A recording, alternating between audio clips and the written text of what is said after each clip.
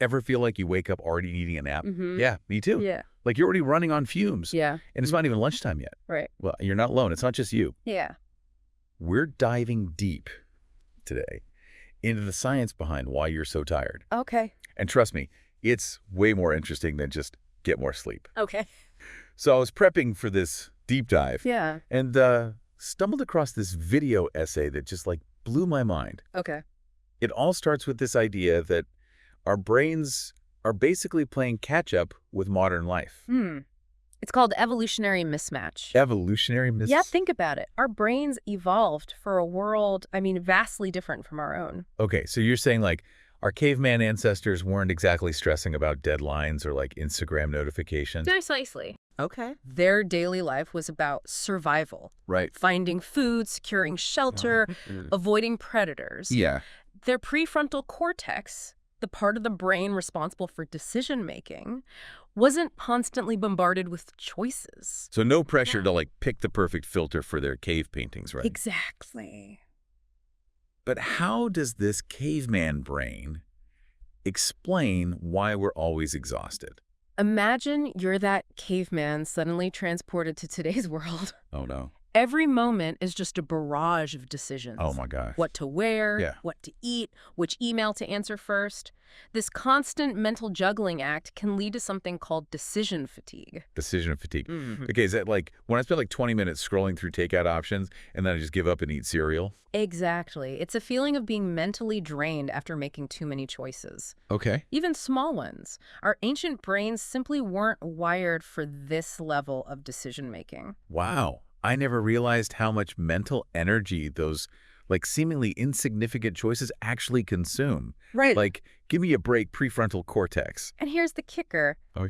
One study estimated that we make around 35,000 decisions each day. What? That's over 200 decisions about food alone. No wonder I feel like I've run a mental marathon before I even get to work. Right. Okay, so we've established our brains aren't exactly optimized for modern life. Right. What can we do about it? So 35,000 decisions a day. Yeah. That's a lot of pressure on our poor caveman brains. It is. What's actually happening up there when we hit that decision fatigue wall? So it all comes down to brain chemistry. Okay. You see, each decision we make involves this complex dance of neurons, those specialized cells that transmit information throughout the brain. Okay. And the main messenger in this intricate communication network is a neurotransmitter called glutamate. Glutamate. Okay, that rings a bell. Yeah. Isn't that the stuff they put in MSG? You're not wrong. Okay. Glutamate is naturally occurring in lots of foods. Right. And it plays, this really vital role in brain function. Okay. But here's the thing. Okay. As we make more and more decisions, right? Yeah. Glutamate can start to build up in the prefrontal cortex. Right. That executive center of our brain. Okay. And just like too much traffic can clog up a city, excess glutamate can interfere with neural processing, leading to that feeling of mental exhaustion.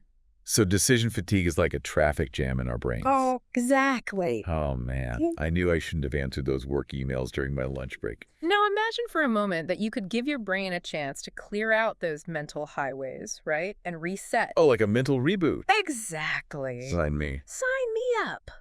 Many cultures have practiced this for centuries in the form of a siesta. Right. A midday nap that allows for this period of rest and rejuvenation. Okay. And studies have shown that this biphasic sleep pattern can offer various cognitive and even cardiovascular benefits. A midday nap does sound pretty amazing right now. Right. But let's be real, like squeezing that into a busy day isn't always realistic. I know. Especially here.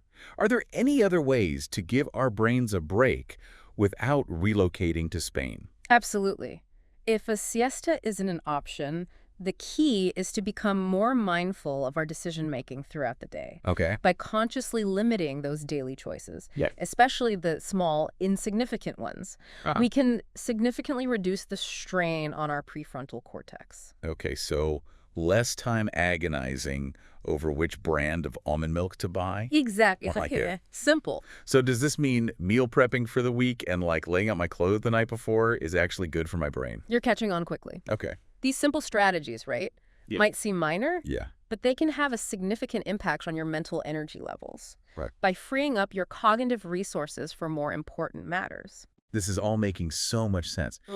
So we've tackled decision fatigue, but what about the other big player in the fatigue game? Yeah. Caffeine. Right. That afternoon slump after my morning coffee wears off is all too real. Yeah. That afternoon slump after my morning coffee wears off is all too real. That's your adenosine alarm system kicking in. Okay. Adenosine is a chemical messenger in your brain. Right. That builds up throughout the day as you expend energy. So as the day goes on, more adenosine builds up. Right. Is that what makes us feel sleepy? Exactly.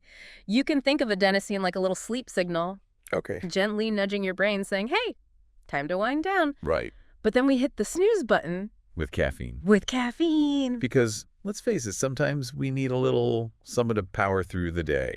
Right. And caffeine is very effective at what it does. Okay. You see, caffeine blocks those adenosine receptors, Okay. essentially silencing that sleep signal so we feel more alert and energized. Right. But it's a bit of a temporary fix, wouldn't you say? Oh, absolutely. Because as soon as that caffeine wears off, hello, afternoon crash. Exactly. Yeah. The adenosine is still there, waiting to bind to those receptors. Right. And once the caffeine's effect starts to fade, it's like the floodgates open. Yeah. That's why that afternoon crash can feel so much more intense after you've had caffeine. That makes so much sense. So it's like we're borrowing energy from our future selves with that morning coffee. A very good way to put it. Right. But the good news is there are ways to manage this adenosine caffeine dance more effectively. Okay. Have you ever heard of a coffee nap? A coffee nap? Yeah. That sounds like something I would invent at like 3 p.m. when I'm struggling to focus. It might sound counterintuitive, Okay. but it's based on, fascinating neuroscience. Okay. You drink a small amount of coffee, Okay. and then you immediately take a short nap, like around 20 minutes. Okay. During that nap, your brain actually clears out some adenosine. Okay. Then the caffeine kicks in Uh-huh. right as you're waking up. Okay. And because there's less adenosine to compete with, Right. it's way more potent and effective. So you wake up feeling extra refreshed. Exactly. That's brilliant. Okay. But let's say a midday nap. It's just not feasible. I know. Any other strategies for caffeine timing? Delaying that first cup of coffee can also make a difference. Okay. If you wait until mid-morning, Yeah. right? Yeah. You're not interrupting your natural wake-up signals. Right. Remember, your body is already producing cortisol, Yes. a natural energy booster, in the morning. Right. So I'm thinking all this talk of natural rhythms, it makes you wonder if some people are just like hardwired to feel more tired at certain times of day, right? Exactly. Right. We all have this internal clock, Okay. or chronotype, Okay. that dictates our natural sleep-wake cycles. Right. Some of us are lions, Yeah. early risers, Right. while others are night owls, Yeah. who naturally feel more alert later in the day. And yet, most of us have to conform to the same 9-to-5 schedule. No wonder so many of us feel out of sync. So if someone suspects they might be a night owl, are there ways to adjust? Awareness is the first step. There are online quizzes that can help you pinpoint your chronotype. Right. And while you might not be able to, completely overhaul your schedule, Yeah. even small adjustments like shifting your workday by an hour or two can make a big difference. It's like we're trying to fit our modern lives into our ancient brain's expectations. We've covered a lot today. I know, right? Decision fatigue, caffeine, those sneaky chronotypes. Yeah. But let's not forget the most obvious piece of the puzzle. What's that?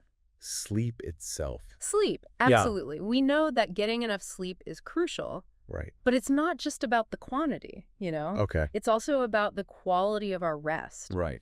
And that often comes down to our pre-sleep habits. You mean like scrolling through social media in bed at midnight? Maybe. Asking for a friend. I think we can all relate to that. But think about it. That blue light emitted from our phones and laptops actually suppresses melatonin, Right. the hormone that regulates our sleep-wake cycle. Right. So even if we're getting enough hours, the quality of that sleep can be compromised. So what's the verdict? No more doom scrolling before bed. It's all about creating a conducive sleep environment. Okay. Dim the lights. Yeah. Put away the electronics at least an hour before bed. Okay. Maybe read a book or listen to some calming music. Right. Our ancient brains will thank us for it. This deep dive has been eye-opening. So much of what we've talked about boils down to this fascinating disconnect between our ancient brains and the demands of modern life. Totally. It's like our brains are constantly playing catch-up. Yeah. But the good news is, armed with this understanding, we can make conscious choices to bridge that gap. Exactly. By being mindful of our decision-making, understanding how caffeine impacts our energy, and respecting our internal clocks, we can reclaim control of our energy levels and finally get the restful sleep we deserve. So the next time you're feeling that afternoon slump coming on, think about those 35,000 decisions, that glutamate building up, that adenosine patiently waiting. Maybe opt for a walk in nature instead of another coffee, or consider shifting your sleep schedule by just 30 minutes. Small changes can make a world of difference. And who knows, you might just unlock a level of energy you never knew you had.